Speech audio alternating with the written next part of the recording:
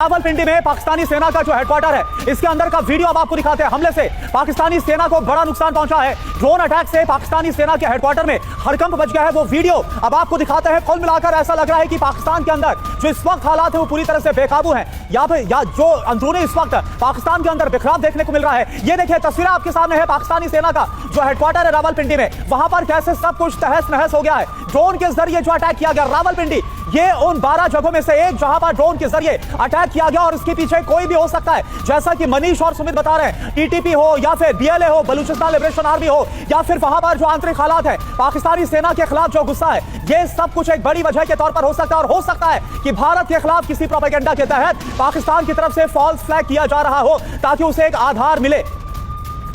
तो देखिए, दो बड़ी खबरें और दो तस्वीरें आपके सामने किस तरह से एक के बाद एक पाकिस्तान के अहम शहरों पर ये ड्रोन अटैक हुए। लाहौर की पहली तस्वीर आप देख रहे हैं, आर्मी कैंट एरिया में ड्रोन से हमला होता है। और दूसरी तस्वीर आप देखिए किस तरीके से जहां पर आर्मी के यानी कि सेना के हेडक्वार्टर में हड़कंप मचा हुआ ड्रोन अटैक के बाद से दूसरी तस्वीर है रावलपिंडी की। तो ये दो तस्वीरें और भी कई तस्वीरें अभी आनी बाकी है, क्योंकि एक दो नहीं बल्कि 10 शहरों को टारगेट किया गया है इन ड्रोन अटैक्स के जरिए। मनीष, इन तस्वीरों को देखकर क्या लगता है? सेना के हेडक्वार्टर में देखिए आप कैसी स्थिति है इस ड्रोन अटैक के बाद।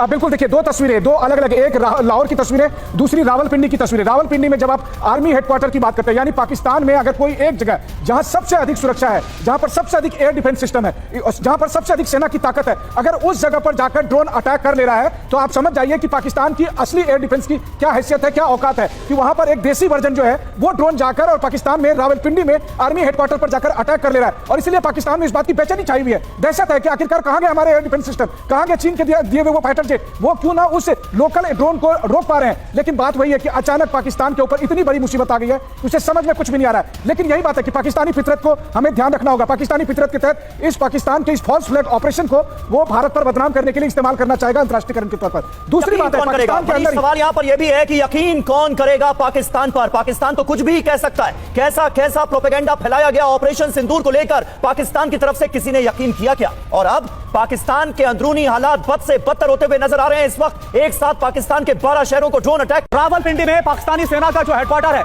इसके अंदर का वीडियो अब आपको दिखाते हैं। हमले से पाकिस्तानी सेना को बड़ा नुकसान पहुंचा है। ड्रोन अटैक से पाकिस्तानी सेना के हेडक्वार्टर में हड़कंप मच गया है। वो वीडियो अब आपको दिखाते हैं। कुल मिलाकर ऐसा लग रहा है कि पाकिस्तान के अंदर जो इस वक्त हालात है वो पूरी तरह से बेकाबू हैं। या जो अंदरूनी इस वक्त पाकिस्तान के अंदर बिखराव देखने को मिल रहा है। ये देखिए तस्वीरें आपके सामने है पाकिस्तानी सेना का जो हेडक्वार्टर है रावलपिंडी में। वहां पर कैसे सब कुछ तहस नहस हो गया है। ड्रोन के जरिए जो अटैक किया गया रावलपिंडी, ये उन 12 जगहों में से एक जहां पर ड्रोन के जरिए अटैक किया गया और इसके पीछे कोई भी हो सकता है। जैसा कि मनीष और सुमित बता रहे हैं, टीटीपी हो या फिर बीएलए हो, बलूचिस्तान लिबरेशन आर्मी हो, या फिर वहां पर जो आंतरिक हालात है, पाकिस्तानी सेना के खिलाफ जो गुस्सा है, ये सब कुछ एक बड़ी वजह के तौर पर हो सकता है। और हो सकता